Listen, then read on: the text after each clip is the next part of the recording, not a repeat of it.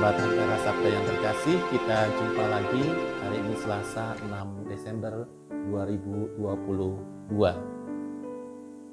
Kita memasuki masa Advent yang kedua dan renungan kita ambil dari Injil Matius bab 18 ayat 12 sampai dengan ayat 14. Yesus mencari domba yang hilang.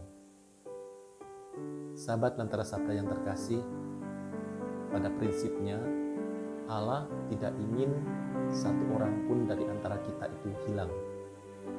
Bahkan di Injil lain Yesus mengatakan, rambut yang ada di kepala kita itu semuanya terhitung dan tidak akan dibiarkan satupun hilang. Dan hal ini mau mengatakan kepada kita semua sebagai orang beriman bahwa kita itu sangat berharga sekali di mata Tuhan. Saking berharganya kita, maka Allah memelihara kita sedemikian rupa. Oleh karena itu, gambaran tentang domba yang hilang pada hari ini juga sebetulnya mau mewujudkan apa yang sudah direncanakan Allah, bahwa tidak boleh satu pun hilang dari antara kita sebagai manusia. Maka tadi ada gambaran yang ekstrim, 99 dengan 1 ya. Biasanya sebagai manusia kita lebih condong kepada hal-hal yang besar. Kita akan menyelamatkan yang 99, menjaga yang 99 dan membiarkan yang satu itu hilang. Tetapi sebaliknya, Allah itu tidak demikian. Apa yang dipikirkan oleh kita manusia tidak dipikirkan oleh Allah. Allah memikirkan kebalikannya. Justru satu yang hilang itu yang mesti dicari. Kenapa demikian? Karena tadi prinsip bahwa semua orang itu tidak akan dibiarkan binasa. Semua orang tidak akan dibiarkan hilang. Oleh karena itu, saudara-saudaraku yang terkasih, maka kalau Allah tidak menginginkan satu orang pun hilang, Allah menjaga kita ya, masing-masing dalam sebuah persekutuan. Seperti Injil kemarin, orang lumpuh ya yang disembuhkan oleh Yesus. Orang lumpuh itu tidak bisa berjalan sendiri untuk menghampiri Yesus atau mendatangi Yesus. Tetapi orang buta itu dibantu oleh teman-temannya, ya, orang-orang yang mengusung, bahkan dengan susah payah. Demikian juga Allah tidak ingin kita binasa, maka kita ditempatkan pada persekutuan, komunitas, keluarga, dan sebagainya. Dengan kata lain, kita hidup dalam kebersamaan, supaya iman kita itu semakin tumbuh dan berkembang. Kalau iman kita tidak berkembang, maka komunitas, keluarga, persekutuan itu bertanggung jawab atas iman yang tidak tumbuh dan berkembang. Maka bersama-sama kita semua hidup dalam persekutuan, dalam keluarga, komunitas, lingkungan. Kita diberi tanggung jawab oleh Allah untuk menjaga, memperhatikan satu sama lain. Kita diharapkan tidak cuek, tidak masa bodoh, tetapi kita selalu memberi perhatian kepada orang-orang di sekitar kita, terutama untuk menjaga dan menumbuhkan iman.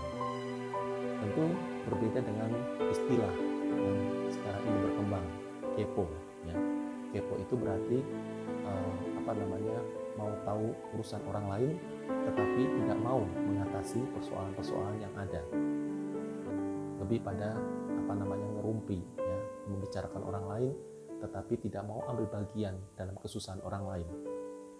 Berbeda halnya dengan apa yang diinginkan oleh Tuhan, bahwa kita selalu diharapkan hidup dalam persekutuan, hidup dalam kebersamaan, termasuk juga dalam masa Advent ini ya, pesan pertobatan yang disampaikan oleh Yohanes Pembaptis juga menandaikan adanya keterlibatan kita semua, supaya orang yang lumpuh, orang yang hilang tadi ya, domba yang hilang dapat ditemukan kembali karena berkat usaha dan kerjasama kita semua untuk menyelamatkan saudara kita yang semakin jauh dari Allah.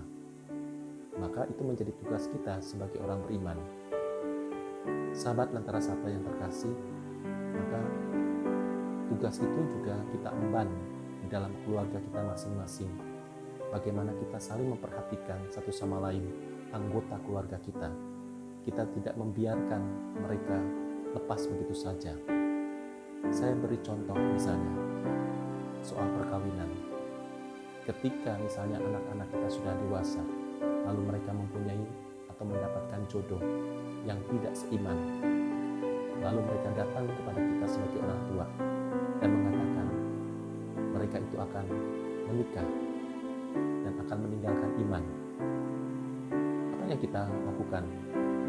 Dan apa jawaban kita terhadap ungkapan mereka atau informasi yang disampaikan kepada kita? Apakah kita akan mengatakan, ya silakan semua sama?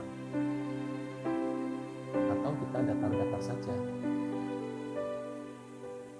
membiarkan mereka keluar dari gereja Katolik? Maka tugas kita sebagai orang tua pertama-tama adalah kita mesti menyampaikan hal kebenaran, yaitu kebenaran tentang iman. Bagaimana mereka mesti memperjuangkan iman mereka, sehingga mereka tetap mesti menjadi orang Katolik. Entah itu sampai akhirnya misalnya menikah beda gereja, beda agama, tetapi iman itu tetap terpelihara. Sahabat Lentera Sabda yang terkasih, tentu memang bukan tugas yang mudah, tetapi itu tugas yang berat. Dan tugas yang berat itu telah diletakkan dalam diri kita oleh Tuhan. Kalau Tuhan meletakkan beban yang berat, pasti Tuhan akan membantu. Tuhan tidak akan membiarkan bahwa kita akan berjalan sendiri.